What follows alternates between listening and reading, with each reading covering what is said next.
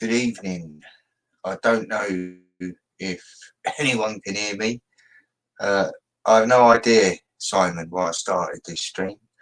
But if anyone wants to come on board, I think I know how to put the link in the chat. So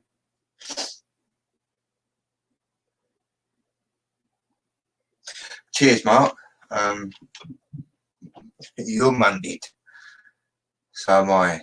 I'm assuming you mean mic producing. Let me just put my camera on, just so you know it's really me. Look at that. Doesn't look very smooth, but it's saying my stream isn't very good. Looks a bit iffy to me. I don't know why that is. Good evening. I don't know if anyone... Shut up. Yeah, if anyone wants to get anything off their chest. I don't know why that is such a bad stream. Just give it, opening new chat. Just give me a sec. I just want to try something.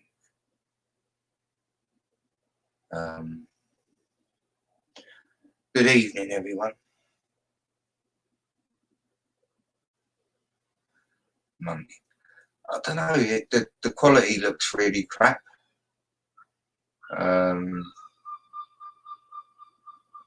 It's not as good or as clear as OBS. Is a lot better. And I don't know how to adjust anything really. No, I really don't. Let me just have a look on settings. Green screen. No. Shared. No guess. No idea. But you see, if the quality is...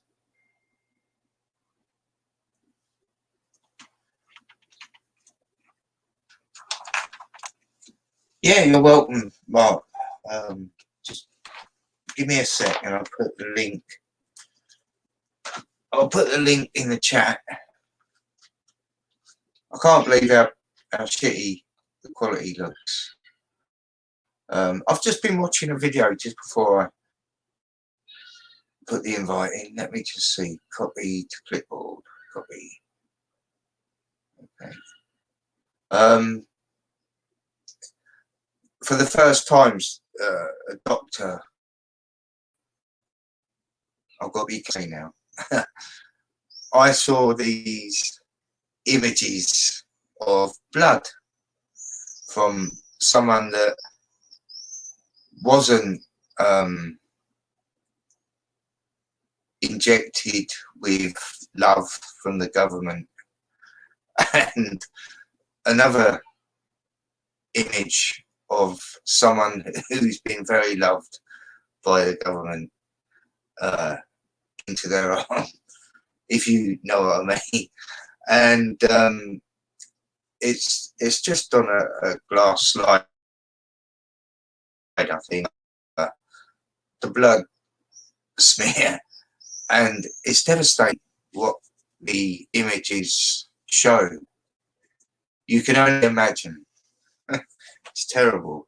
Anyway, so yeah, the internet is not looking brilliant here for some reason. It's probably because everyone's using it in my house.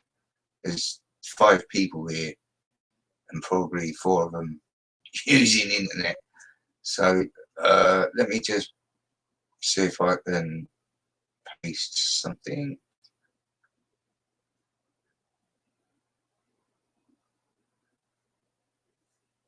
Now, apparently that is the link in the chat now. Let me just put, don't forget on the chat, put live chat. Well, I've done something right. So, yeah, I was just sitting in the car watching people, and you just know that these people will continue to put face nappies on their heads around their faces. I don't know the full story. I heard something about Boris Johnson changing the rules if he got 1 minute. I add Mark. Hello. Right. Hello, Mark. Good evening. Yeah, I don't know if it's going to work out very well because my internet's shocking for some reason. But if you can hear me, then we're on. Yeah, I can hear you loud and clear. It's really weird because normally my internet's really good, and for some reason it's really bad. Yeah, mine's been pretty bad all day. I don't know. I think it's just this heat. I mean, I'm on a bit of a go slow myself with this heat. I can't stand it. Yeah, it's breaking up a little bit, Mark. All right, hang on. What can I do? I know it's difficult, isn't it? Like I've tried. Well, I've closed down everything except StreamYard and YouTube on my computer. My computer is really good because I only use it for video making and music. So right, it's not clogged up with loads of silly programs and such. Well, we'll just see how it goes. If I keep breaking up, then maybe we'll just have to leave it. But see how it goes. I'm sure someone in chat will tell us it's crap, but yeah, really been enjoying your church videos. And before I forget, I have got to say about the goats. Oh, those goats, man! Oh god, I was just not expecting them. I'm like, look at the horns on them. They're gonna chase me through the bloody cemetery, like. I thought, well, we'll just leave it in. We'll just leave it in the video and put it up as is, and give people something to have a laugh about. Yes, well, it certainly made me laugh. Yeah, it's actually oddly the second time that I've been to Simon's. Let me just. Sorry, there's a bit of a delay as well, Mark. I can hear myself again. Well, this was a gamble. Can you hear me, Simon? Yes, I can hear you. Can you hear me? Oh wow, bloody hell, yeah, loud and clear. Yeah. Too loud. How's that? Is that a little better? Turn it down. Yeah. Can you go a little bit more than that? Just a touch down. How's that then? How's that? That's spot on, Simon. Welcome, cool. Simon. Thank you very much. How you doing, guys? You all right? Having a nice evening? Yep, I'm sort of good. Enjoying this hot weather. I know it's been pretty dismal in Europe with all the flooding and that, and my heart goes out to all the families and people that have suffered. So, my thoughts. Same, yeah, absolutely shocking stuff. Absolutely shocking. Some of the pictures are horrific. Yeah, I've watched a few videos on it, but yeah, as you say, it's just shocking. Right, just to quickly go back to Mark. Sorry, Mark, because I cut you off. We was talking about the churches, and yes, that's right. Yeah. So, could you just talk us through a little bit on the walk, as it were, around the graveyard and what you can remember from it? Because there was some interesting gravestones there, wasn't there? Oh, the most recent one down at Easingwold there. Yeah.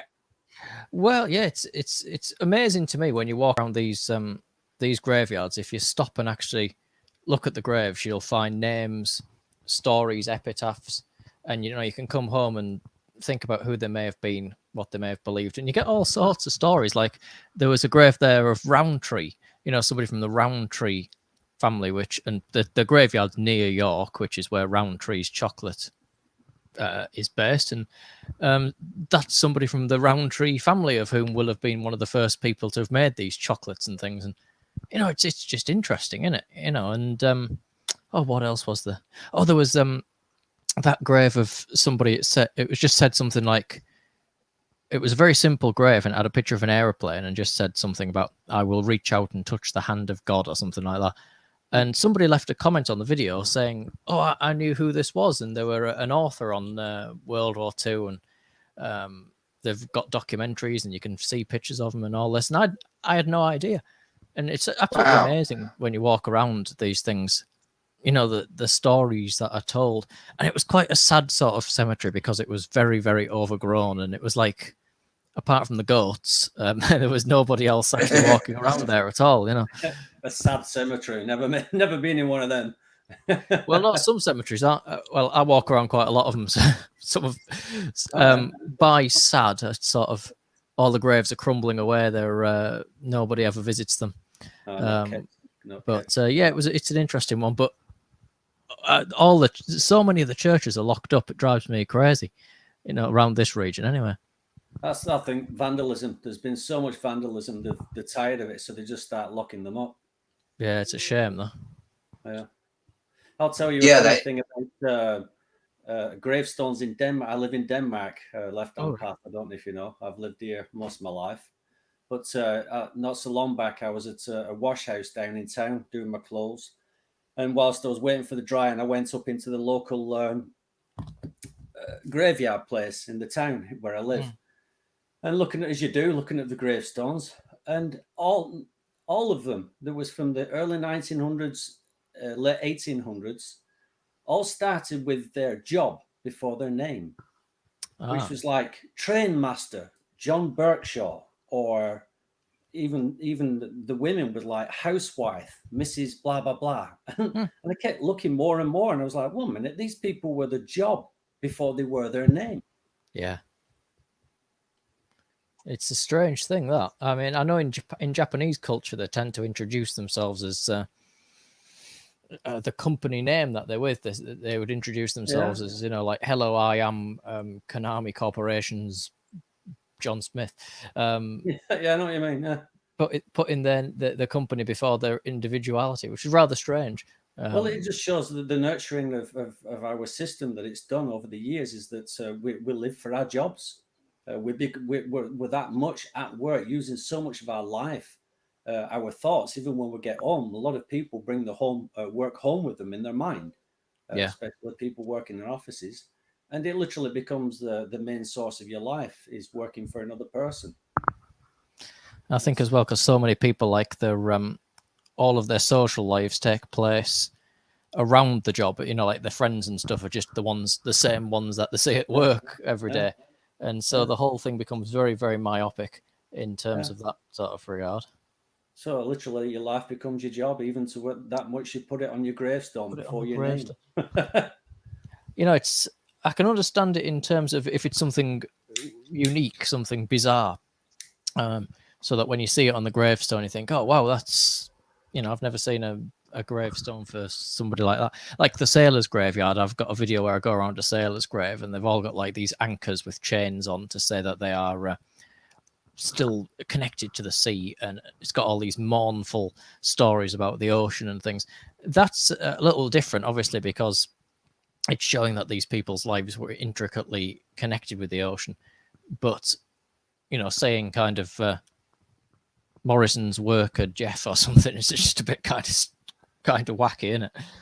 Yeah, it's just what it turned into, because all them jobs which were your life job, fishermen, it wasn't really a job for them. It was they were still like, hunter gatherers in a sense, even though they were going out on a man-made boat and following a sailing system to be able to get what you need and get back safely. It was more than you was working for yourself, more than you were working for another man who's going to earn absolutely, more than you ever will. So it was more, you were more proud of your job, I think. I haven't had a job yet that I've directly been proud of, in a sense.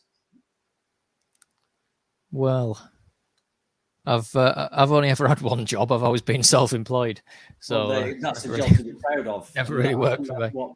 what majority of people, when you're going back further back in time, were mainly self-employed, to the point where everybody had their own little farm, their own little house, their own little food Absolutely, yeah. system, water system. Everybody looked after themselves. To where now we're all employed, most of us, and it's a very small majority that sits up in the offices and pay our wages.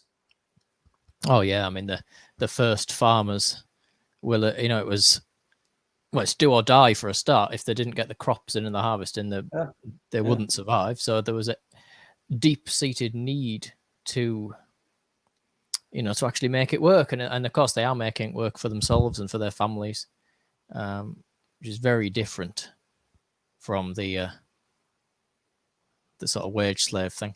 Yeah, yeah.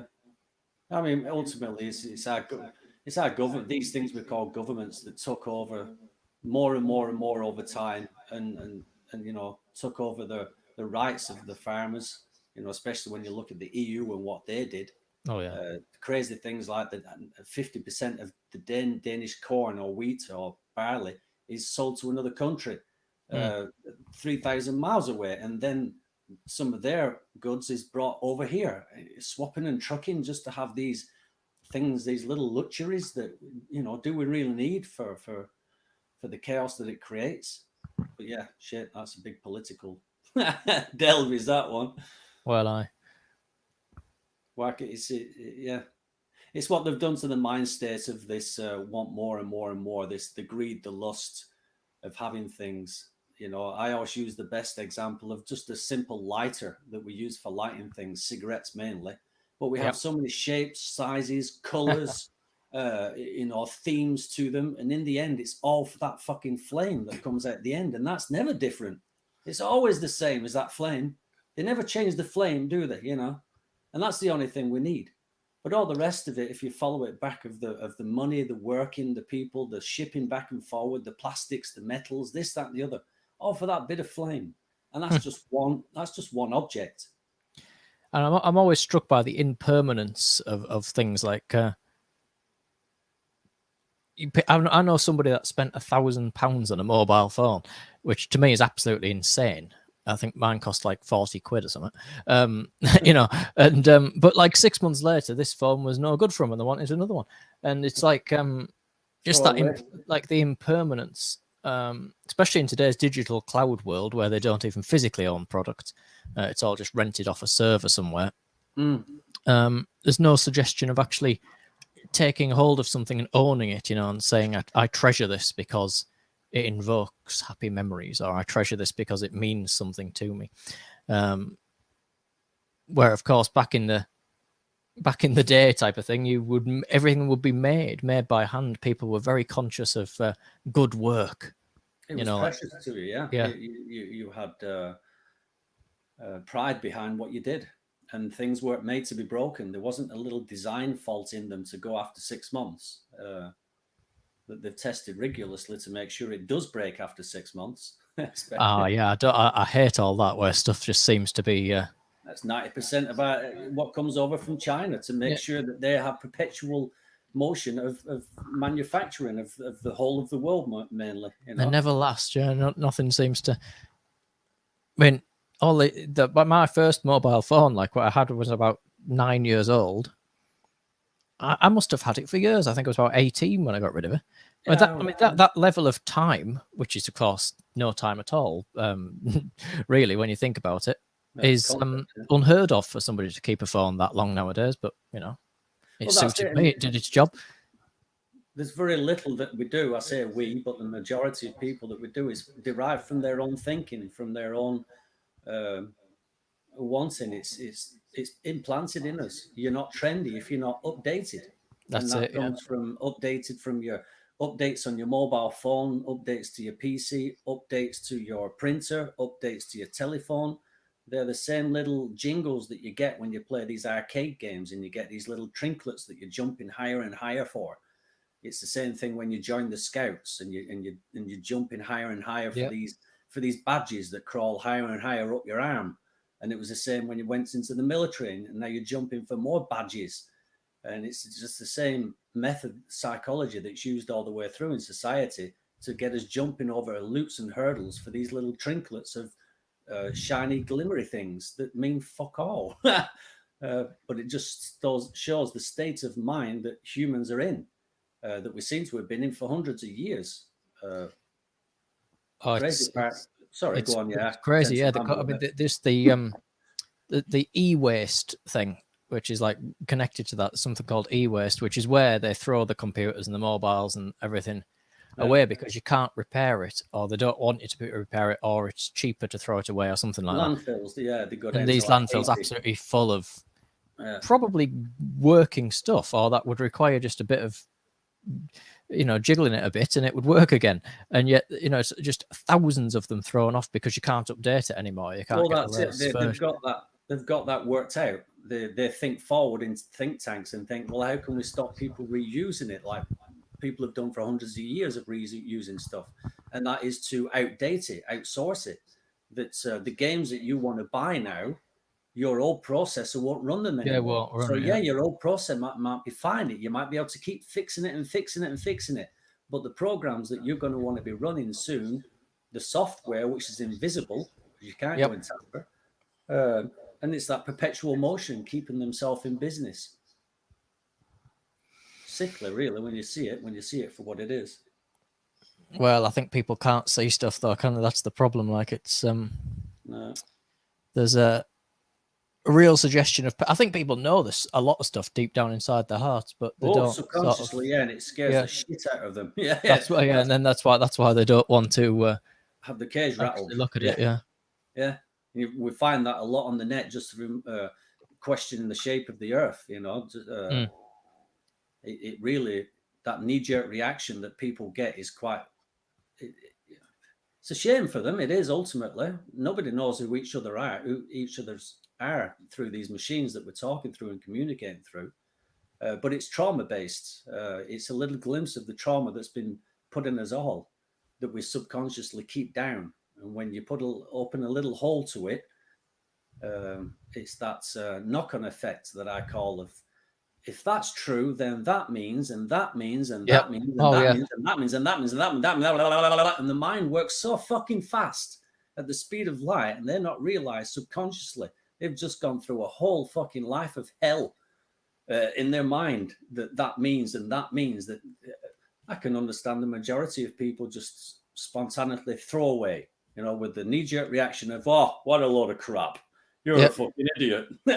And on with the life again, It's like the sort of pub argument, isn't it? There's always somebody that knows much more than what you do about everything. You think, and it's but yeah, I think people don't want to question things because it's too much like hard work. It's too much like actually putting your brain into gear and thinking, why would I believe such and such, or why do I not believe such and such for that matter? It's well, we're in a what do I gain from it society. So what do I gain? What do I gain from knowing that my whole life is a lie? Fuck all. I'm losing all the way through this. I think you hit the nail on the head, Mark, when you said that people are just so engrossed with the programming to make an effort to step out, and like you say, you have to make an effort. People have become so lazy, and this is an integral part of the problem because people are spoon-fed everything through the box. It's like baby food to these people, and they're never going to break free from that because it's so easy, it's so convenient. Everything's about convenience. The appeal to authority thing is essentially infantilizing your own thoughts. When the people say things like, well, I'll trust the scientists, that's basically saying, I'm not going to think about it. You just tell me what it is and I'll believe it. It's really kind of ridiculous, really. I mean, I don't know how I managed to escape this. As a kid, I used to sort of not believe anything that the teachers told me at school unless I could demonstratively prove that it was true myself. And it had led to some very interesting conversations, I can tell you that. Yeah, I don't think I actually questioned much when I was quite young. I was too naughty.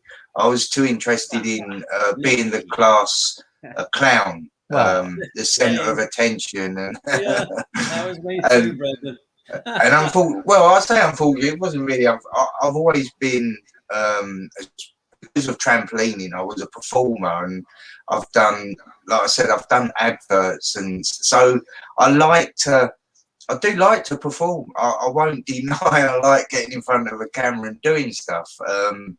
As you lot know, because with my space stuff, when I did the Star Wars, the little few Star Wars stuff, but it just amuses me and it entertains me. I've got a small mind, but I've got no idea what I was talking about. Like I said, I wasn't going to do a stream, and I have no idea why yeah.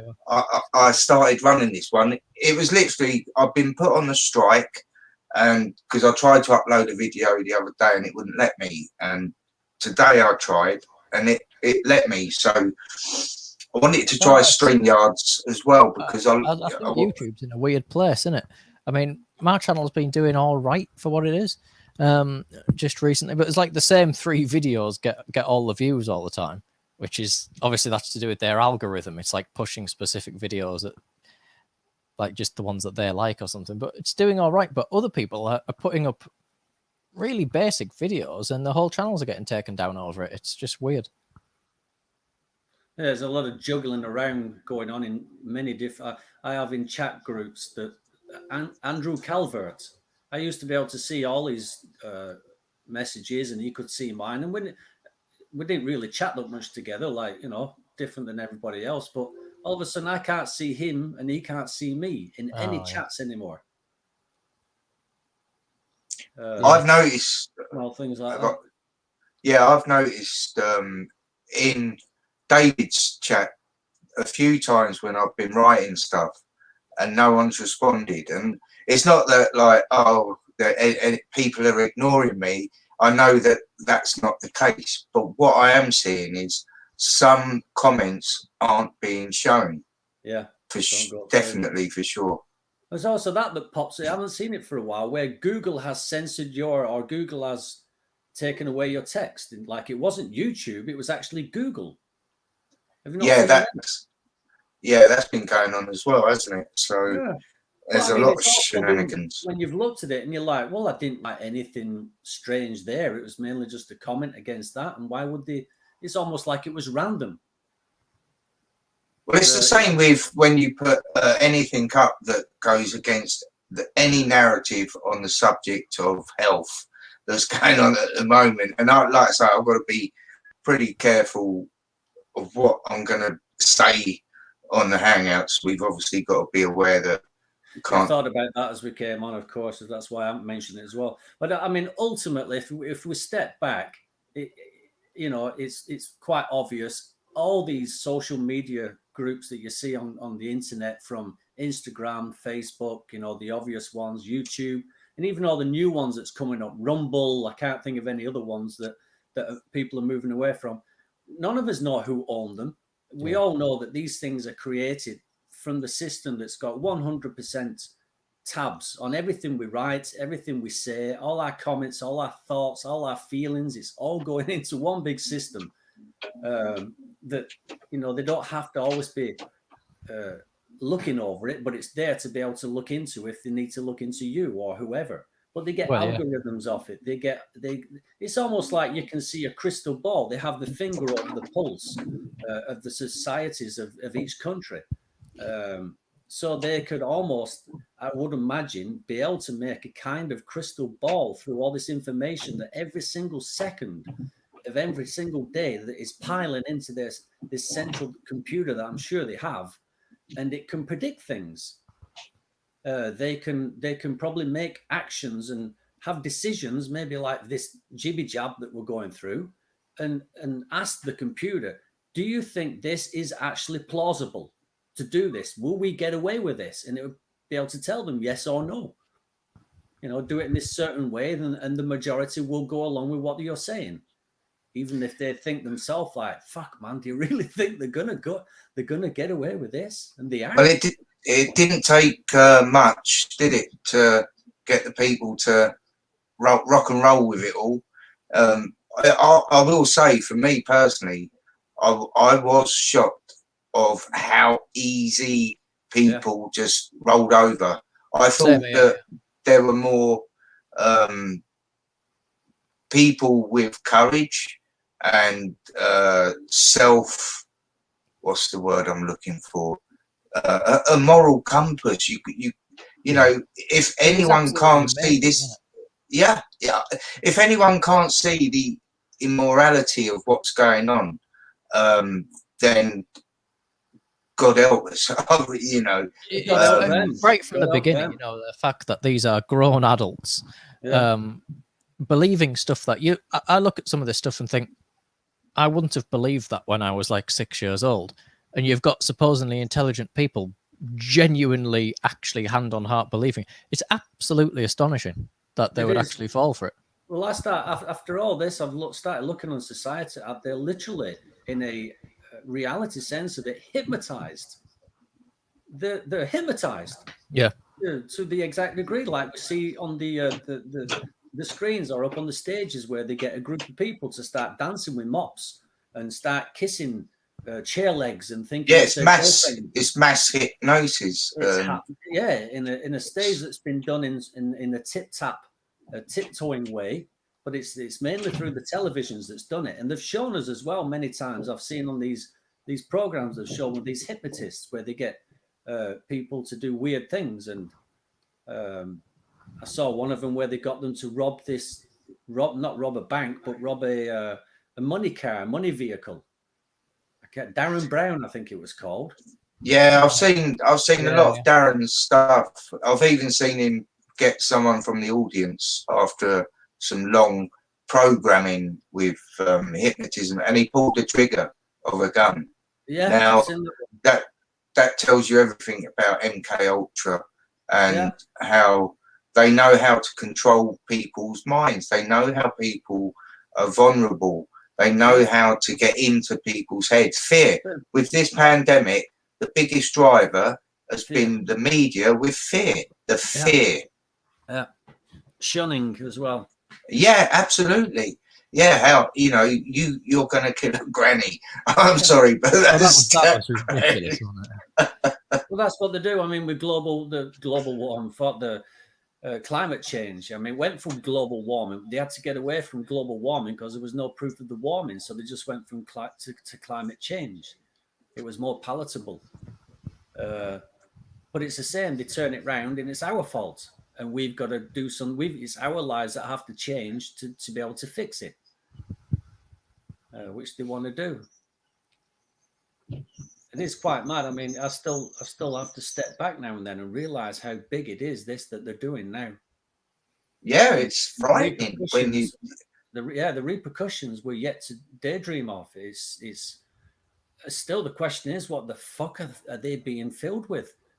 What's being jabbed into them? And sometimes I think it's that, because it's that theatrical. These people are just the best of the best of theatre. They've been doing it for hundreds, if not thousands of years. And could it be there's just literally kind of water in it? There's nothing really harmful. It's just them being able to siphon these multi-billions of pounds every year if they keep it on a once a year jab that you have to have. And it's just all a scam. It's a money scam, like a lot of other things are. NASA, SpaceX. Yeah, I think they're using it for a lot of different. They're using this. Yeah, absolutely, with the 5G, because let's not forget that hasn't gone away. And and I have noticed loads of towers all over the place. Luckily not in so close to me, thankfully, but when I've been out working away, I've seen towers that I've not seen before in places, big towers, and I mean with big boxes, generators next to them, and stuff like that. So, you know, they ain't finished with us yet. Oh, Yeah, there's, exactly. the thing is, all this stuff's been planned for a very long time, and it's just playing out in baby steps. And so, yeah, you know, all this, it's all connected. It's connected to things that goes back from what I've researched thousands of years back to this that is called the Great Flood. Yep. Whatever reason it was done for, whatever the world was before. I was born in the world after this, and I've studied research back to the. I mean, I don't know what time it was or how many thousands of years, if it was thousands of years, but this world experienced something that fits this that we're saying of a great flood. And from what I can see, it was this water was 50, 60, 70 miles deep. It was high because things got compressed down here. Things got really squashed and compressed. But that's tangenting off into a whole nother story. But for me, it started from there. The survivors of that, and being able to be in a situation that the survivors from their offspring from then on, from when you're born onto this place, you're told what it is until that, because you have no idea from what happened before. Unless somebody tells you what you are, where you are, and why you are, then you are at the mercy of the people that you're born into, because you have no idea what this place was, what it used to be, or that it used to be something else at all. So it's the power of being the first to know, and then you have the choice of lying to your offspring, and that's what's happened systematically, that we've been lied to, and then they've got. Go on. Sorry. I just want to address Heather's comment in chat. Now, she's put a huge percentage is saline, but I know people who have had the real stuff. Now, I agree. I've seen, and I was saying at the beginning of this stream, Heather, that I'd seen some blood samples of someone who had not taken the vaccine and someone who had taken the vaccine, and the blood was absolutely it just looked bad when you see the images. And I'm saying this because, you know, Simon said it might not be anything of subsequent stuff in it, but from what I can see, what it's doing to the blood, and it's connected to graphene issues, because there was another medical doctor talking about it, and they're going to try and look into it, because it looks exactly like that. What's happening with the graphene issues, it looks like that is what's going on in the blood with the people that have had the wabby jabby, I'll call it. So it's definitely, there's definitely stuff in the liquid. You know, for sure. I've got a friend who's a good friend, a friend that's like a brother to me, and he got the vaccine. He's 65, and broke my heart. You know, I come home, I was in tears, because I know that it's going to kill him in the next 5 years. That is the thing. That's the real frightening thing. Is that you know, you are being, it's because everything's upside down. You are actually being truly caring by saying, don't have this fucking crap. You know, that's the real heartfelt message, and yet they probably think that they are doing the, you know, that it's saving my life to have the vaccine. Yeah, they've been a hero. Yeah, and the other thing is, Mark, you know, it's not about how intelligent people is, because this guy is one of the most intelligent people I know. Yeah. He's and he's such a nice man. He's such a good man. And I spent, as you would think, I spent a long time not giving him ear bashing, but slowly explaining what was going on. And he his excuse was because he's got family in France that he needs it for the vaccine passport. That was what he said to me.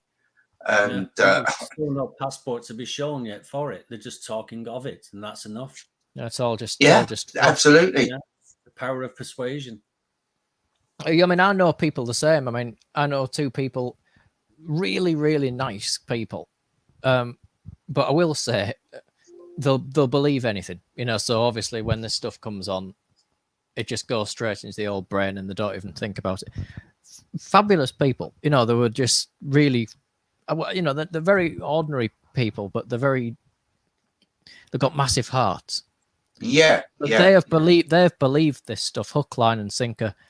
2 jabs. If there was boosters, they'd be queuing up from tomorrow. It's good night Vienna, but they just don't realise that, and that's the really sad thing.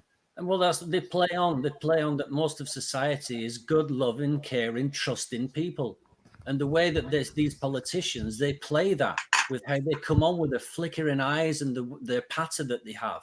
Oh yeah, like this guy that gives me the creeps, the health secretary, just come on to say that he's got COVID. I'm sure he has. The way he looks at it, looking at the camera with them little bleating eyes that he has.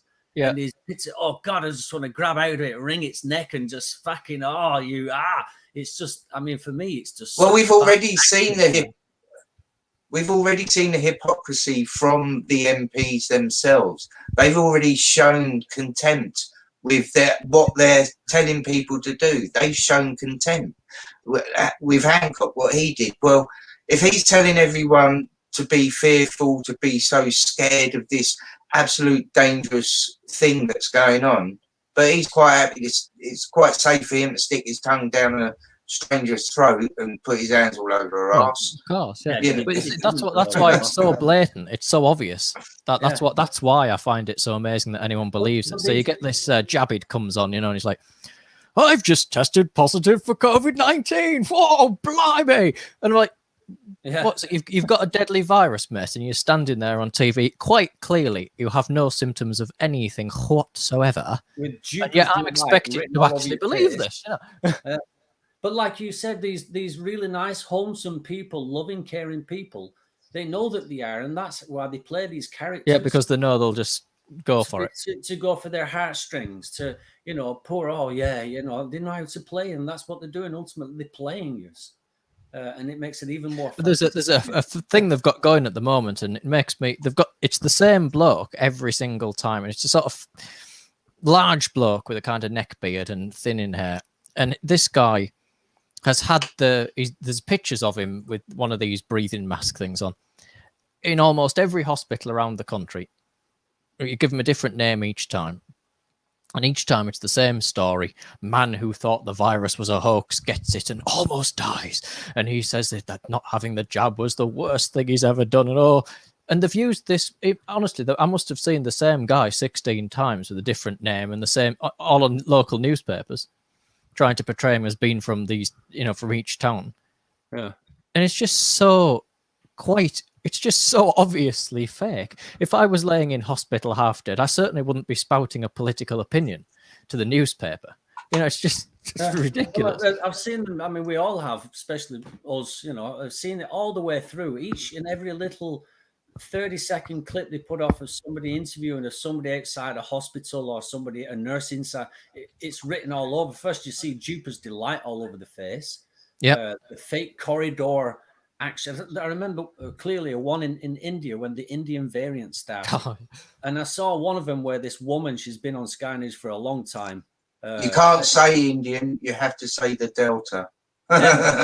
You know, they wrote a letter to the European government saying, if you don't change the name, we're going to sue you because you're stigmatizing India. And it's bad enough as it is. So that's why they had to change it to Delta. But anyway, this clip was like, literally from the beginning, they literally missed 2 or 3 seconds or just a second before they all went into action mode. And they had all these Indians in the background with these stretchers with people on in a poise, ready for going into action for when you start pushing. And I kept putting it back. And I was like, they caught that too late. The average Joe who's not looking would not have caught that. They're not thinking about this scene and all in the background with all this chaos and people on stretchers was all set up for that clip for the BBC. And I've been down to India, I know it well, and they don't even have to offer them money. Oh, They'll yeah, of just course, yeah. to be on cameras, to be able to part of this. We are the BBC. We need your help. We need your help, you Indian people. I know exactly how easy for them it was to manipulate them and get them to do what they did for that clip that they did. And it's very difficult because, like, to me, it's obvious that so much of it's fake. And it's like there was one on ages ago where it was on main BBC News, and it's we invited the cameras into the hospital to show you how much of a war zone it is and blah blah blah. That kind of crap, yeah. You know, and like, well, before it's even started, you know that it can't be real because you are not letting a film crew with full HD cameras and boom mics and lighting into an intensive care ward. Environment.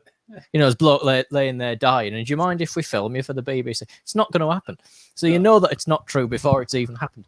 The article starts, the nurse, you know, mask, and it's like, this is Sarah. She's been here for 33 years. And, you know, and it's just, you've got your code and your symbolism. And she's like, oh, yes, it's an absolute war zone, and they can't breathe. I have been working here for 48 hours non-stop. Get your jab. And it is really, really worrying. Get your second jab. And it's like, I'm watching this thinking, am I actually supposed to believe it? Or is it like a parody of itself? Because it's just so fake. Because that's what it comes across as, doesn't it? It comes across as, surely this is comedy. It's not obvious. It sticks out like a baboon's ass. Well, I'll tell you what, I saw something just before I came on, a video. Now, I don't like brand YouTube. I think it's a pile of crap. I've never really never really gone too far down that route, really. Well, from what I can see, I've done a little bit of research. Some of the people that are up there running it seem a bit sus, but that's by the way. Okay, so I did go on there because it's the only place I can really get to see videos that haven't been completely muted by YouTube. But I watched this video, and it was a young lady who had the jibby jobby, and she had been injured by it in a very bad way. She's got terrible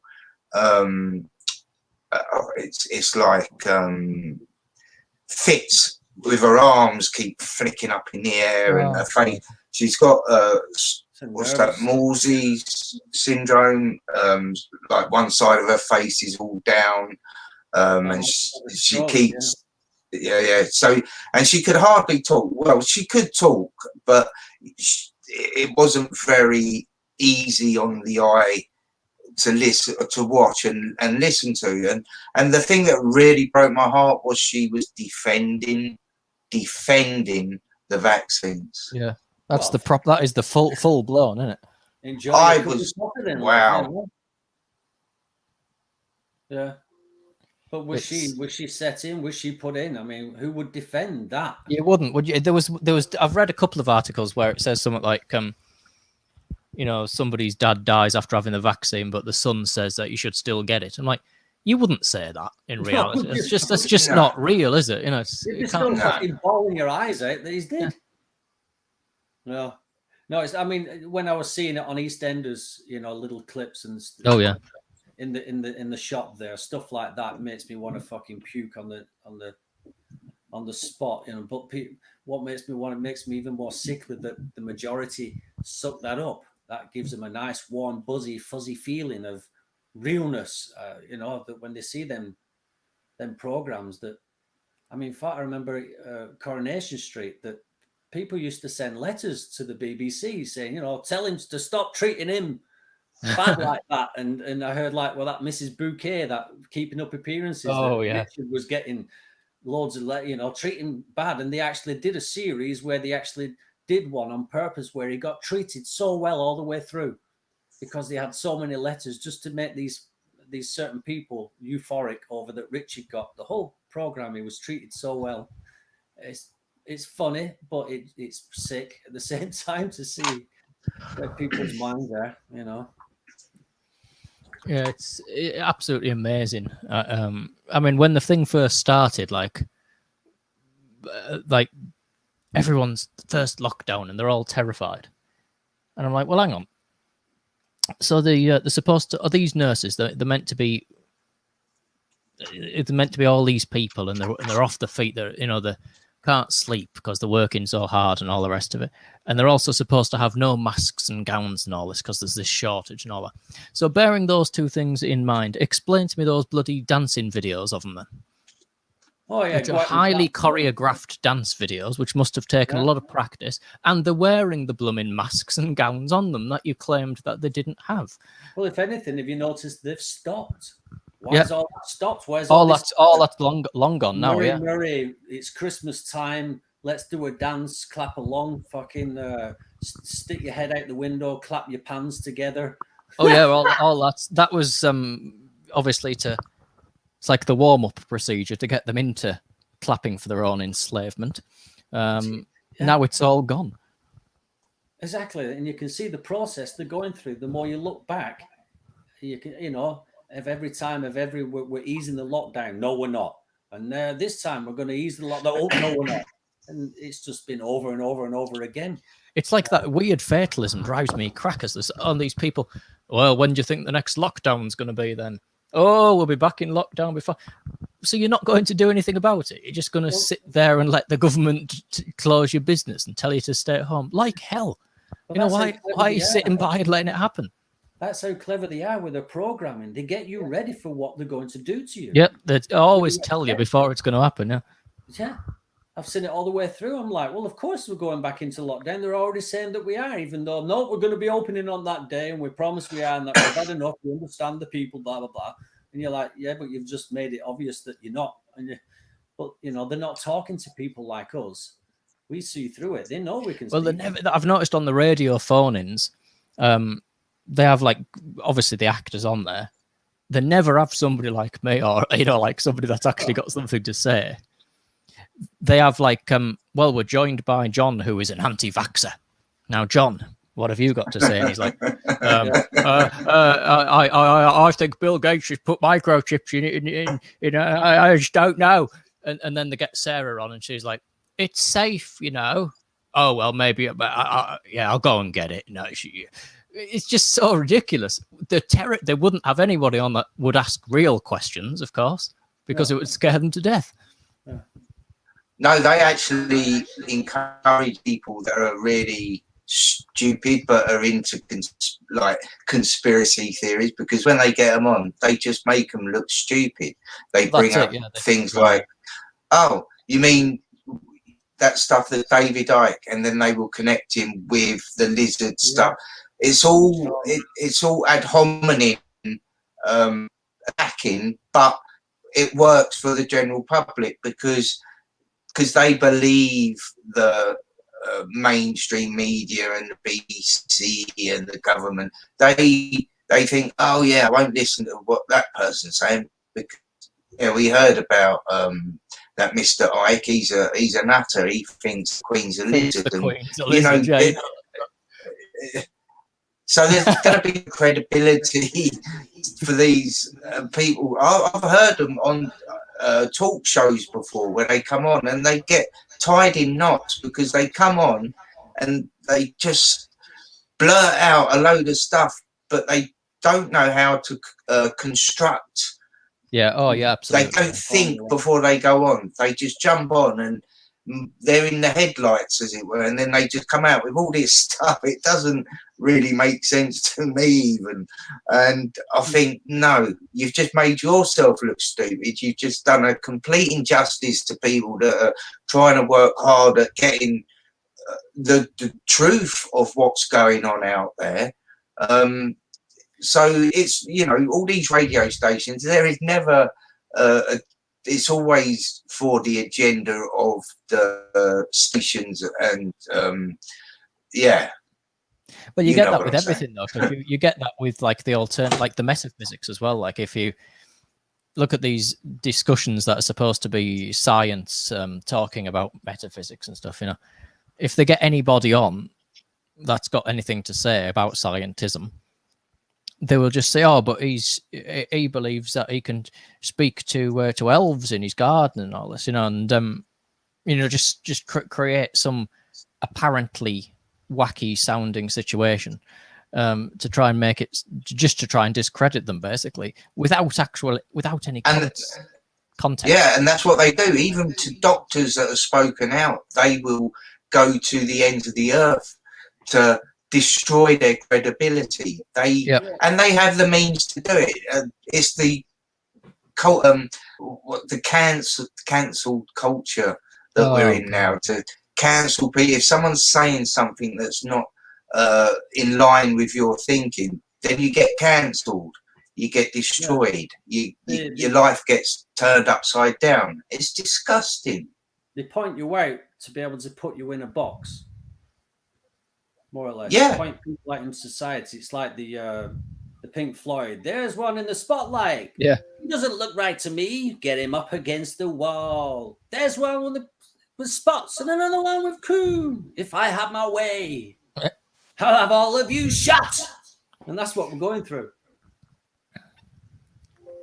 It's they can't actually I can't be put into a box myself, but they would find something stupid if I was having an actual discussion. We're in and the conspiracy box. We don't. You're a conspiracy theorist or something, anti-vax. I'd just be called a nutter. Yeah, but you see, it doesn't faze me. Like, people can call me anything that they like. I really couldn't care less. I've been called everything, and go ahead. I couldn't care. Where a lot of people are terrified of being made a pariah in front of their friends and all that type of thing. They're petrified of people, what they think. People care what people think. Yeah. It's terrible how people are. That's a form of control, isn't it? Because if you can't be yourself, then you're being something that isn't real.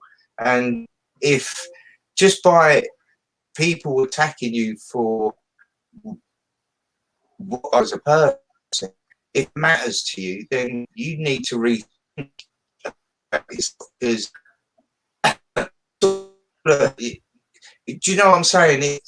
You have to step away from the ego and all of that before you can really start crunching what this world is about. You've got to get rid of so much personal crap that isn't real. That's Yeah, you have to be able to detach from all of the things that weigh us down into this realm, and rise above it. Detach from all that you gathered, that you consider as knowledge, and start again to realize that you know absolutely fucking nothing. This is a bizarre thing to do, but it's where you got to be able to start to rebuild and start on proper foundations. Oh, I've had some of the comments here I used to get. I don't get them so much. Where it was always like a fundamentalist sort of comment on the video. This is not true. This is evil, or just something really stupid. No context, no actual discussion. And I'm thinking, why even leave something like that? It's quite. I don't mean to sound egotistical, but it's quite obvious that I know what I'm talking about in the video. So why even leave something like that? Yeah. Well, as long as they come in the word believe, then they have no idea what they're on about. Well, absolutely, yeah. And like you were saying earlier, that it's people are scared. It's an ironical thing that people are scared of what other people are thinking of them. When in all reality, people ain't thinking really at all anyway. So they're not really thinking anything about you. Nothing. That was happened to me at a young age. Like when I realised that they're not actually, because they don't actually know the first thing about who you are or what you really think. They're not worth bothering with. And why should you care in the first place? Because they don't know. They don't know what the hell they're talking about. And that was just the end of it. Where so many people look at Facebook, they're absolutely desperate to appear to their friends as if they're having a good day or something all the time, and they're putting out a very fake person. Eating the most ecological food in the world. Look at this plate of food that I have here. There's a chap. You're not eating this tonight. I am eating this tonight, and you give me 5 stars. It's so bizarre, isn't it? Twilight I've Zone, actually at the moment got a Facebook profile that I will be getting rid of. It's an old thing back from when I used to try and sell things on there. And there are people on the friends list, and I just can't face looking at it because it's people doing that, taking pictures of the dinner. I've never done it for the when it first came out, telling me that they've been out for the day, where they've been, what they're doing, what they've eaten, who they were with. I don't care. And that's it. Nobody does care about each other. We all fakely write, "Oh, nice, lovely." Write something back. John likes this and all this. I've Oh, got he to write loves it. something back, that makes him feel very interested in what he's doing, and we're just clowning with each other. It's just it's where clowns hang out, for folks. Yeah, it's very, very fake and strange.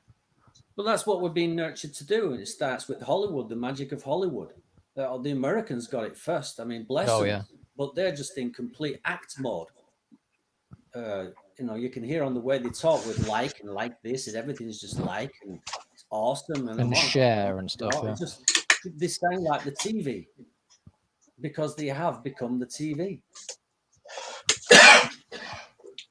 and that's spread around the world to each culture. Just as it's delivered in each language in each way. The Danish culture, the English culture. It's all same, as they say in India. It's all same but different. Well, I mean, I had no social media at all for years and years and years when it first came out because I just didn't see the point. It was only really when I started making YouTube videos that I kind of had a presence on these things. But everybody around me was getting all this stuff, and I'm like, well, I don't want that. Why would I want to do that? It just didn't make any sense. No, I've never felt any of it served me anything. I started like the rest of us because there were gadgets that were new and what they could do, and started realizing these apps were crap. They didn't really serve any purpose. They're just gadgets. I don't know. Yeah, there's like about 1 or 2 apps that are actually, I think, might be helpful or something. One of which is what 3 words. Like I go camping sometimes, and if I did end up falling over and breaking the old leg in the middle of nowhere, what 3 words might help. But other than that, most of it's just a lot of rubbish. What 3 words? How's that help? I don't know what it is. So it's like a mapping thing where they've got like a grid over all of the country. Yeah. Each grid given 3 random sounding words to pinpoint where it is. And so if you don't know latitude and longitude and things, you can say I'm at apple, table, penny, or whatever it is.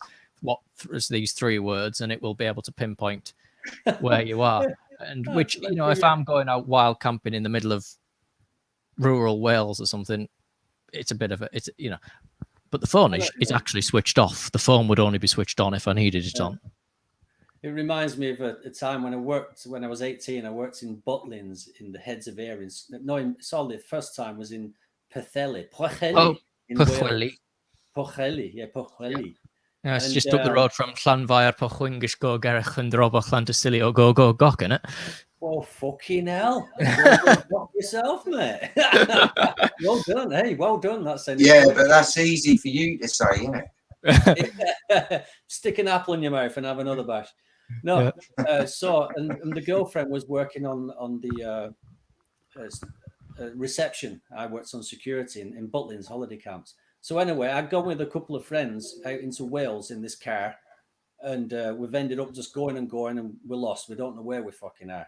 And we had to get back to the evening because I was working as a waiter to serve the tables at Butlins.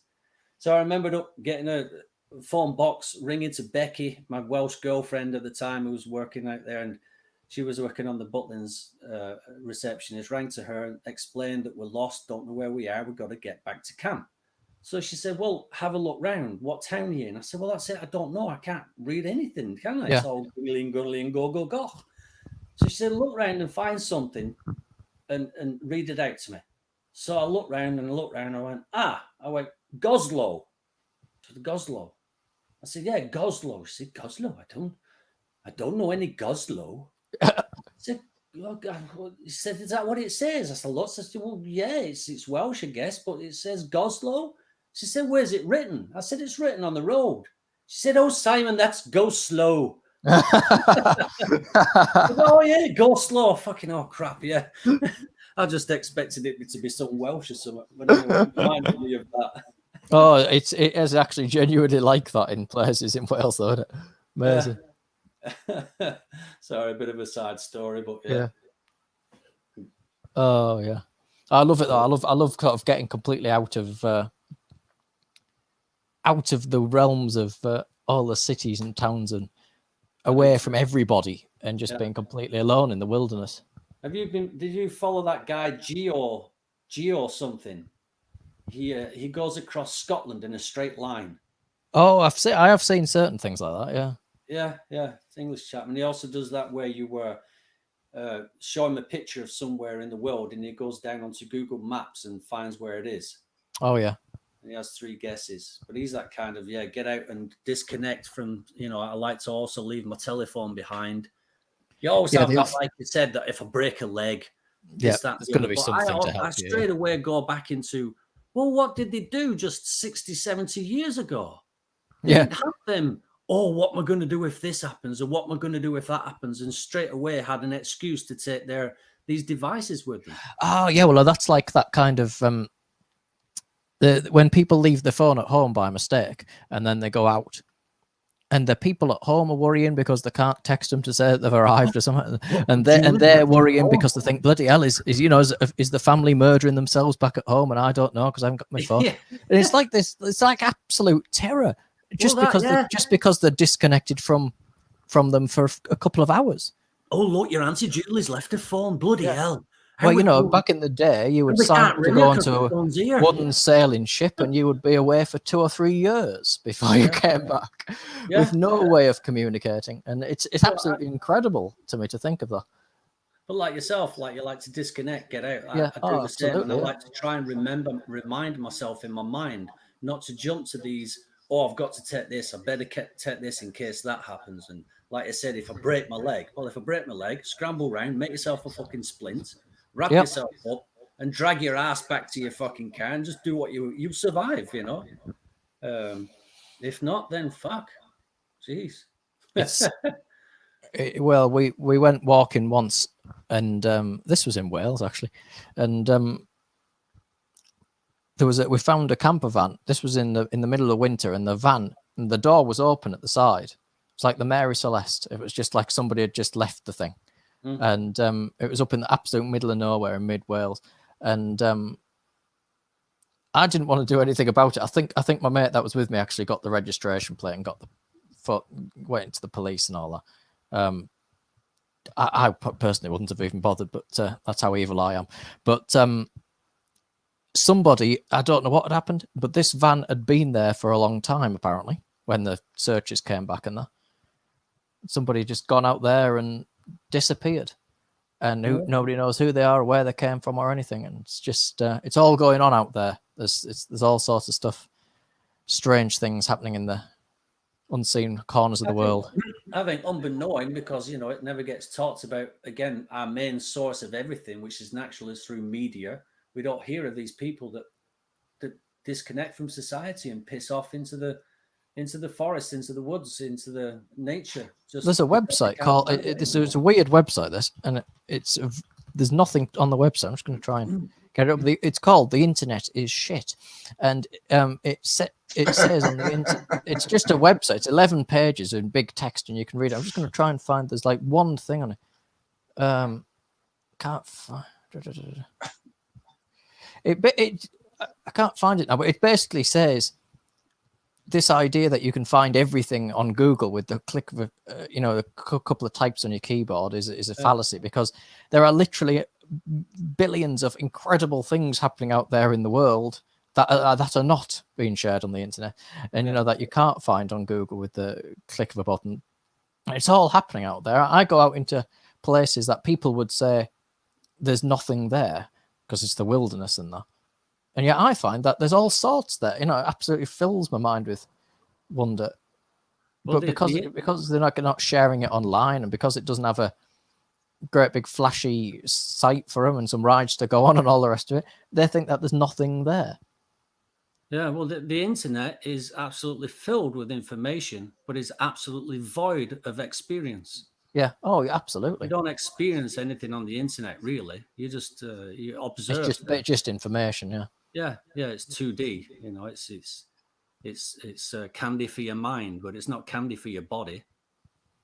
In a sense, you don't go out and experience walking up a hill into a forest. You know, people might think, well, what's there to experience in that? Well, you don't fucking know until you go and walk up a hill into a forest. Sadly, yeah, I do know people like that. You know, they'll come out to go to something that will provide them with an instant entertainment. So it's got to have like it's got to have the flashing light. It's got to have the instant excitement. But they don't want something where they've got to actually think about it. You know, or just put some effort into deliberately inducing a mood to go into the, you know, like on some walk that will take into the distant past, and you can just get lost in it. They don't want to do that because they've got to think too much about it, you know. Yeah. But like television, like I said earlier, television has spoon fed us since we were kids, and even mocking us in creating them things for the microwave ovens called TV dinners. TV dinners, yeah. You know, to just whack in 3 minutes, get back to your television. And that's what it was about, to not break that time away from your indoctrination on the television, that you throw it in the microwave, 3 minutes, done, straight back to your fucking TV. Yeah, you don't think about what's in it, where it's come from, what it's made out of. They don't think about it. Pull them away from that dinner time table. Well, they say video killed the radio star. Sorry, Simon. They say video killed the radio star, but I think YouTube killed the paranormal investigator, because what I saw growing on YouTube with the paranormal stuff was, it was all about how many hits, how many views. It was every single. Now I went through literally hundreds and hundreds of different channels, top channels, and everywhere they went, they had paranormal activity. They caught stuff on EVPs and all the rest with all the equipment, and it was like, that isn't how. And I hate the terminology paranormal, because it's normal. It's what is what we're surrounded. We're surrounded in a world of so many unknowns, so many layers of things that we can't see. And I've been fortunate enough to see some of it, and I believe a lot of people here have also lucky enough to have experienced it, because you can show I could show my Orbs Realm videos a million times, but it's not really showing you anything. I'm not sharing that experience, because it's an experience I had. I think with anything to do with, and I'm using the terminology paranormal, anything in paranormal, it's all about experiencing. You could show, I've shown that one where I had that big, looked like a bluebird flying from where I'm sitting here, actually came in. And people were saying, oh, that's a spider, or that's dust. And I'm thinking, what's the point? Unless, for me, I encourage people to go out there and experience it. As you say, get out in nature, open yourself up, get rid of all that get rid of all your electronic stuff. And I'm not having a dig at people that do spirit box sessions, because I've done them myself and I've had some amazing results on it. But all these, it's got so technical now. For me, if a spirit wants to communicate with you, it will let you know if you're open enough to it. Yeah, you will know when a spirit wants to communicate. I've had things getting moved, knocked off, and for my attention, and I've captured so, you know, although I say I've captured so much, it still doesn't, unless you know me as a person and you can say, yeah, he's trustworthy. I could be anyone just setting something up. You know, that's always there with videos. When I watch stuff, I suss. It's obvious when people are out on the field and things are set up. You can see they're set up. I think though, you know, a lot of the actual experiences are quite subtle in nature. It's a somewhat of a change in atmosphere. It's a sensation, the experience, even physical experiences can be somewhat subtle in nature, and so it's not something that you could capture and stick on YouTube. We're talking about things that are in the actual environment, in atmospheres in the environment, which isn't going to be captured by some bloke sort of running around a place screaming at everything. Yeah, I agree. I think I've never experienced anything myself of the supernatural kind of ghosts or anything like that. I don't think I have, but I reckon if there's any reality to them, that when it happens, any interaction, that the last thing it is dramatic. It's only dramatic sell, you know, on TV. If it's not dramatic, they're not going to earn anything. So, they try and turn this other realm of this contact and whatever they are as a dramatic, scary, eventful thing. And I think that's false. Oh yeah, I mean, so many of these experiences are not in any way like the Hollywood experience. It's like when you visit the stone circles. I visit some of the stone circles, and you know, you can feel a kind of charged atmosphere in these places. You can feel, if you lay your hands on them, they do feel profoundly, you know, there is a deep mystery to them. It's almost impossible for me to capture that and stick it on a video. Yeah, because it's just not going to come through. It's like you can't put a gut feeling onto it. It's an experience, isn't it, Simon? It's you've got to experience something for something to be real to you. Yeah.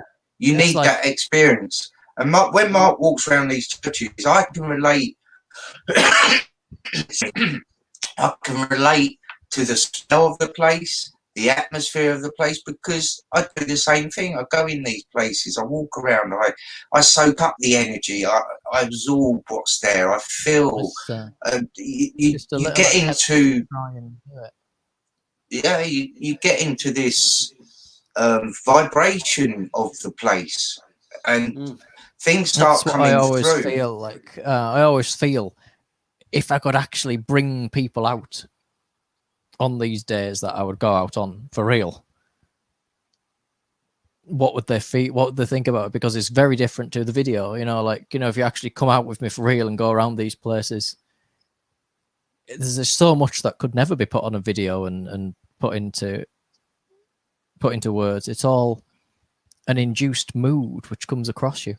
And on the rare occasions when I have taken people out to these places, I like to think that they've been in some way moved by coming around these sort of areas, you know, that they've it's meant something to them. Well, I went to a place in Manchester with Robert from Memory Bubbles, is his channel, and it was an old mining place, and we experienced and videoed and captured some incredible stuff. But it's something you have to be in that place at that time. Yeah, you've got to do it. Yeah. You know, it's okay showing it on video, and we did get a lot of. My name came up twice in the video on an EVP session, but the things that were going on around me and Rob, and what we were sensing and what we were witnessing at the time, a mist just appeared coming out of this hole, and it was just pour. It was like a genie bottle. That's the only way I could describe it. Of this mist coming out, and there was no wind whatsoever. And this tree, a bush type tree, it was like someone was shaking it. Robert was going to me, explain that, Brendan. I said, well, I can't. And there was, again, it's about the experience of it.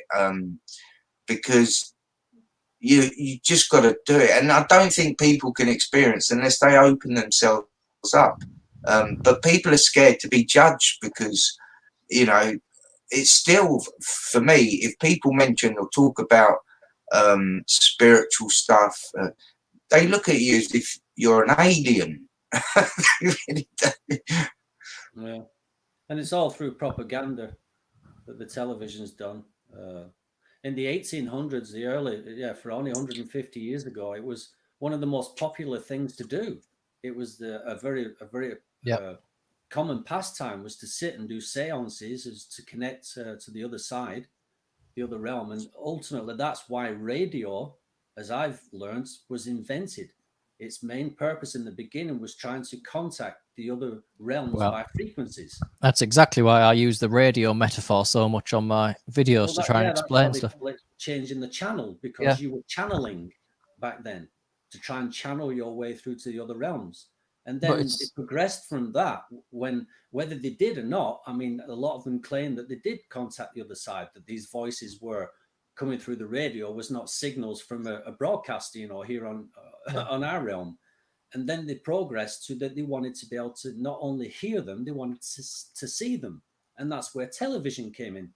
Telefunken invented the television, and and they've ended up being what they are now for propaganda reasons. But you've got to ask yourself sometimes when you're listening to the radio, who are you listening to? You take for granted it's a dude sat in a radio station somewhere here in your town or a local town speaking to you, and they probably are. But to hear how they were first invented and what they were for, who's to say that some voices that you hear and are from somewhere else, and you'd never absolutely, know. yeah. It's So that who are you getting influenced from? change of awareness, change of perspective, and it's bizarre. I can't remember what I was going to say now, but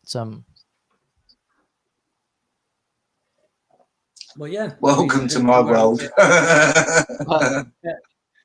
But just to go into, I was going to mention what I've kind of picked up about. I mean, for starters, we know we're in a dualistic world. We have this yin and yang. There's two sides to everything.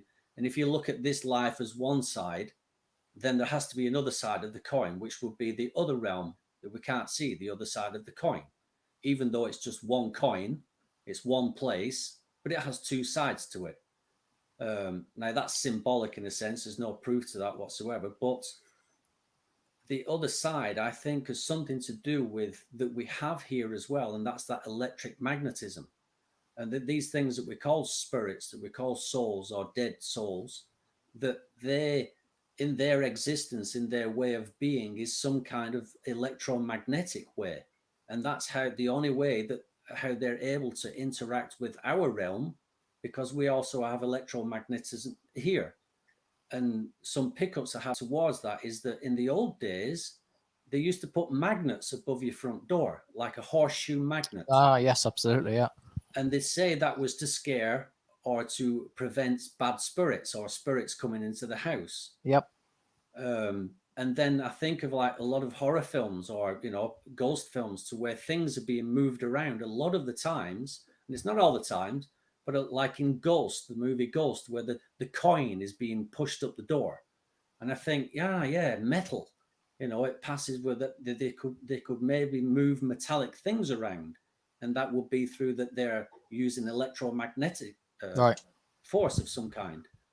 And I ultimately try and look at things to take away the spookism of it being. Oh, you got to take away the spookism, yeah, because there's so much like fear based. People are very frightened of some of this stuff. Like, that's the spookism's there to try and take the mind away. Like, how could that possible kind of thing? Yeah, and of course the magnetism and the frequency. If you look back to the very early things and very deep set stuff, you got things like yantras, which is like a patterns meant to represent a specific spirit or deity, and sigils, of course, which represent a thought pattern, a thought form. Seals of spirits and things like that. And of course, what these are energetic patterns. They're blueprints, which represent a specific set of energies, a specific frequency band, if you like. It is a radio station. It is a radio dial. And these seals and things are, if you look at them online, it'll be demon summoning and all this stuff. But that's just loaded terms. They are... they're labels for things that they don't really want to tell us what they are. And of course, the Hollywood movies don't help with this, because there's Hollywood movies which will show people using these type of things, and they have all these black magic ceremonies, and it's always something to do with eating babies and like black candles and all this chanting. Oh, not all that's Hollywood. That is in no way what this stuff is. I always used to say to people, if you're going to research the occult, if you think it's going to be a lot of sexual orgies in a circle of candles and you're sacrificing virgins, I'm afraid you're going to find it very, very boring when you actually start reading the books. It's nothing to like that. I thought like a lot of people have read some of this stuff and they're like, oh, this is rubbish. This is just boring because it doesn't have that dramatism that they expect from the Hollywood movie in it. No, I mean, the Hollywood movies, they not so much today with the graphics that they have, but they depended on the power of your mind to create the bogeyman. Oh yeah, a lot of the 80s movies, it took a hell of a long time. If you did get to see the bogeyman, it was right at the end of the film, and it was kind of, you were kind of maybe a bit disappointed. It wasn't what I imagined. It's certainly better when you imagine it. Yeah, way more fucking scarier. You didn't know what it was, but it was something that kept you glued to the TV and it kept you, on your pins. Oh, I always find that the best type of horror, you certainly do not actually physically encounter whatever the boogeyman is. It's just something that's hinted at, which is why that kind of, I think the appeal of the more kind of Lovecraftian sort of horror-y thing where you don't actually have any idea what these monsters or whatever are meant to be. Anyone that's actually encountered it's been driven mad long ago. That's more realistic in many ways because it's using the mind, the thinking and materializing mind to create an image, to create a thought form. Where some chap chasing you with a machete when he's got 7 heads and there's fire coming out of his ears and all that. You know that that's not real, so it's not going to be in any way scary. No. Well, they know they let you create the bogeyman because they know that you know exactly what scares you most. Yeah, so it always comes back to what scares the individual. Yeah, kind of monster with 6 eyes, loads of tentacles, where we tend to laugh at that. So the best kind of horror movies are the ones where you make up the bogeyman because you know what scares you, and that's what they did with Obama Bin Laden. So Obama, I can't get his name out. Bin Laden. Oh yeah. And the other tourist, the unseen tourist that you can't see, you get a picture now and then of them. Yeah. And the classic example, of course, the coronavirus. Of course. Where you see it floating in the air in front of you.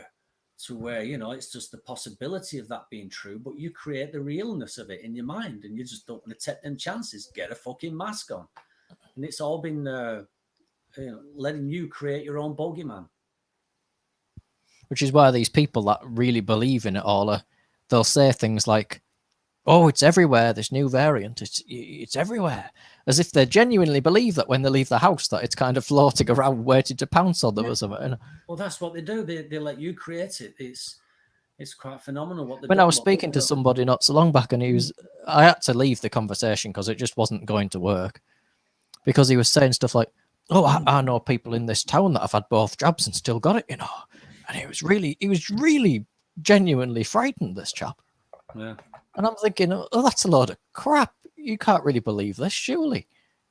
But he actually did. That was the really frightening part. He actually did.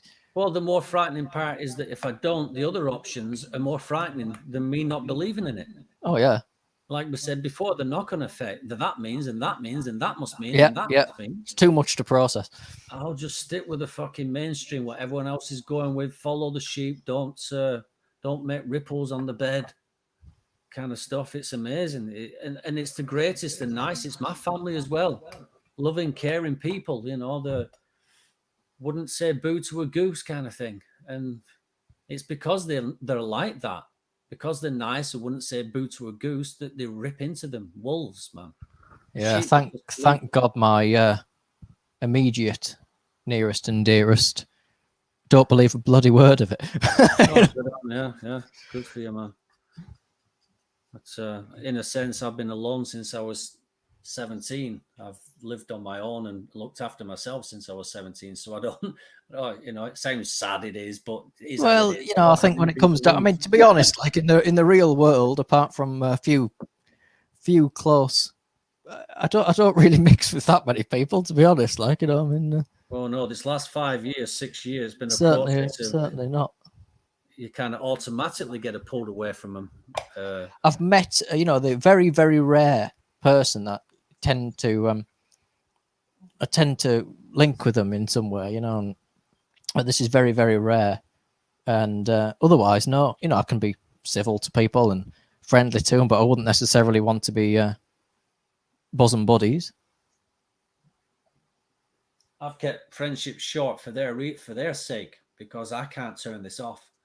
In conversation might start off with a bit of football, with a bit of this, that, and the other, but within 5 minutes, I've turned it, you know, quite craftily, if you know what I mean, into serious conversation that means something, and not just hot air that's spouting out of a balloon that we've all talked about before that has no meaning in anything. Yeah, they're just the inherent shallowness of the shallow, flaky conversation. Cornflakes, I call To it. break- Talking about underpants. I always Conversation. find to break people's conversations down when they start talking a load of nonsense is just ask them a simple question. How do you know that? Yeah. And every time they come up with something, well, how do you know that? And then break it down to source, and all their sources come back to TV. It's just that. It's just TV. Yeah. Sorry, I slightly went off tangent. Listen, lovely peeps. I didn't, like I said, I wasn't sure I was even going to do a stream tonight, but I think what would probably, now I can stream back on this channel. Maybe we should arrange just to do an evening. It'd be nice to have Heather and wife. His channel slipped out my head. For the love of truth, it'd be nice to have a big panel of good people like yourselves on, because I've watched a lot of stuff on YouTube and that, and it's rubbish.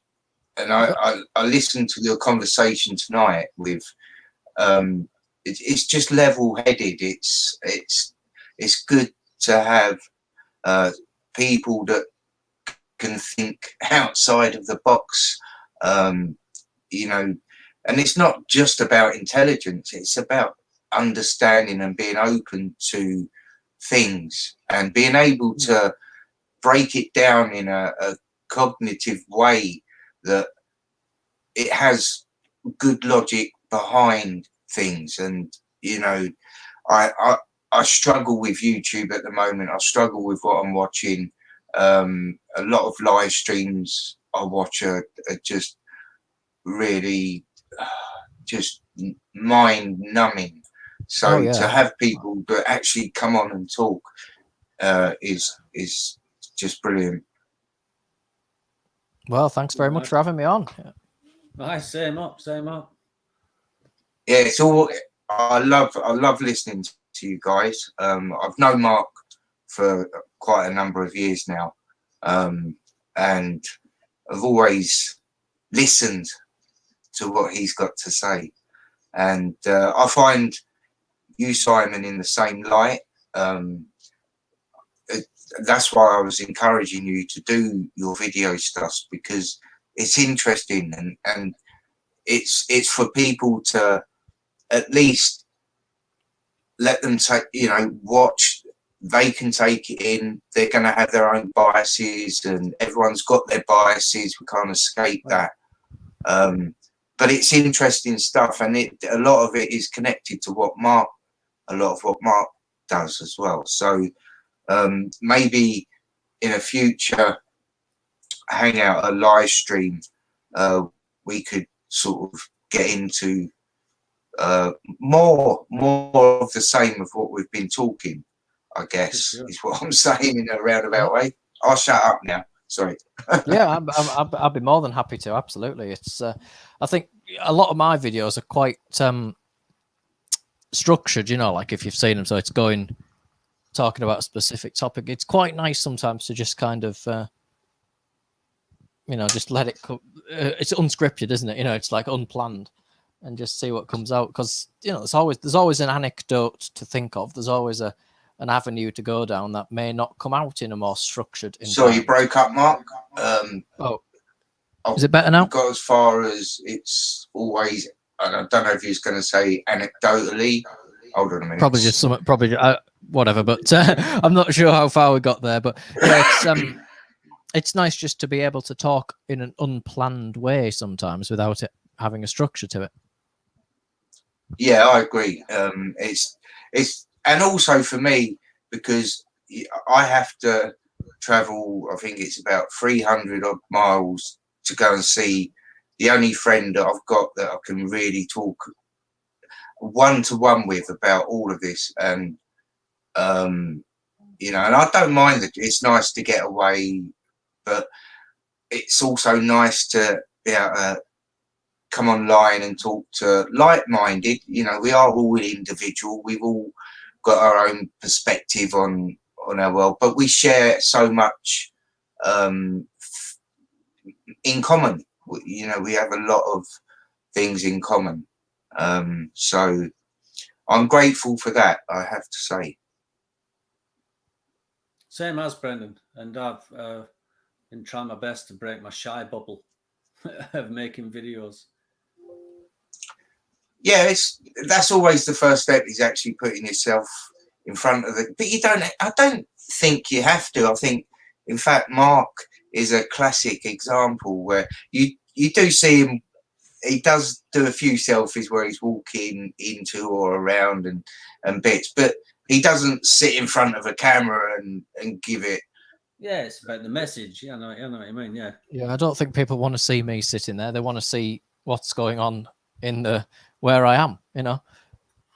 Yeah, I want to get better with doing this OBS. I've worked it out to an okay degree, I think. So you can put visuals. Visuals can, they've used visuals in teaching for hundreds of years, because when we go to college, what's the word? A collage, when you put pictures together. Well, that's where the word college comes from. When we go to college, we're going to a collage. And they can be a lot more easy to get a message over, visualize, because ultimately when we're explaining things, I always use an analogy of like two mechanics sitting in the pub, and they're sitting there with a pint in front of them, and they're talking about the car that's down at the garage, packed away, and he's on about this certain thing that's down under this cocker pin, and it's round past that, where that valve is, and the mate's listening, and he's got his eyes half shut. He's like, yeah. And down underneath that, where the pipe comes out under the petrol, say, yeah. Well, it's that screw that ties on that rubber gas. Oh, yeah, you'll say, I see what you mean. And that car is down in the garage. And it's that kind of stuff that we use more than we believe we do, of our third eye, this visualizing stuff. A lot of the times we don't realize we actually turn off these two visual eyes, and we're using this called the pineal gland, the third eye. Like, for example, when you're driving down the road and all of a sudden you wake up to yourself and you think, crap, I haven't been looking at the road for the last how long? That's it, yeah. And you're just driving fine down the road, and you're like, you have a bit of a weird out moment, like, shit, I seriously cannot remember the last 5 miles. It happens all the time, yeah. Yeah, well, it's recognizing that and then being able to tune into that. And that's when you can start not necessarily controlling it, but once you know that you've got that and you can do that, then you can use it, at your discretion kind of thing. And then you get better at it, get better at visualizing things through your mind, through that's called the single eye. Yeah, it's a difficult balance to strike, because like I try in some of my videos and that to, obviously if I'm showing a site or something and you can't capture that atmosphere, I've got to try and explain or use phrases and things to deliberately induce that sensation to get people to understand it, because otherwise they think it's just stuck a video. With this limited language that we've been given. And it's you kind of got to you've got to balance making something that, who knows who most of the audience are, what are they actually going to watch, and something that has actually got something to say. It's an interesting balance to strike. Yeah, yeah. So I'm just trying to find One Man and His Detectors channel to leave a link for Heather in the chat. So just bear with me a second. There's not much in there, but I put 3 videos up, and there's only really one of them that's when I'm talking about. I think I called it From Discourse to Churches. So Yeah. how that, churches of what they originally were before these religious people took them over into Right. these indoctrination centers. But what churches originally was used for was something closer to what we see and called discotheques, nightclubs, youth clubs, kind of thing. But yeah, you can have a look. There's one in there. It's called Discourse to Churches. No, it sounds very good. I'll have a look at that. Yeah, I'll just go through a walk through a forest. I'm out camping out here in Denmark a couple of weeks back on my holiday. But yeah, you're right about the conversations thing, though. I think if you can get like-minded people in and they can open up and get things said, it can dispel the darkness. It's like the old metaphor of the 3 undertakers. I don't know if you've heard it. I've said it on my videos. It's an old metaphor. You got 3 undertakers. Well, actually, it'd be 4 undertakers carrying a coffin, and it's pouring with rain. It's the middle of the night, and they go to the church gate, and it's locked. None of them have the key.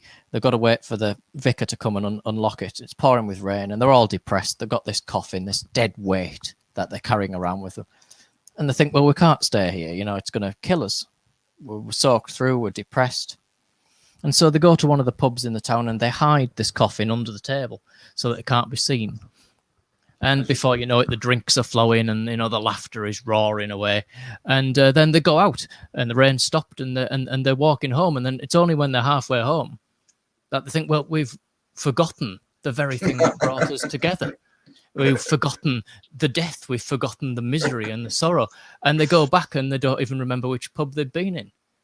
And the metaphor of the story is when those drinks are flowing and those conversations are roaring and all then you forget the sorrow, you forget the dead weight and leave lighter without having to carry it around. It's a very old folk tale, that. But I think that's truth, in short, fuck it, let's get pissed. All right. Okay, on that note, and don't sing. On that note, I want to thank everyone for joining me on this chat. And if you hang around, once I end the stream, I think we can still talk in the back room, as it were. So thanks anyone that turned up. Heather, much appreciated. And we will sort something out for the very near future. And that's it. I'm going to end the stream now. And thanks a lot, everyone. Yeah, thank you, Brendan. Thanks for the invite. Cheers, Left Hand Path. What's your name? What's your first name, pal? My name, Mark. Mark, that's Mark. Sorry, yes, I did hear it earlier. I was just about to say, ain't you been listening, Mark? I'm not Mark, Simon. You've been listening, Simon. I have, Dave. Yeah, I have, Dave. All right, John. I mean, hold on. All right, I'll end it there. Hold on. End broadcast.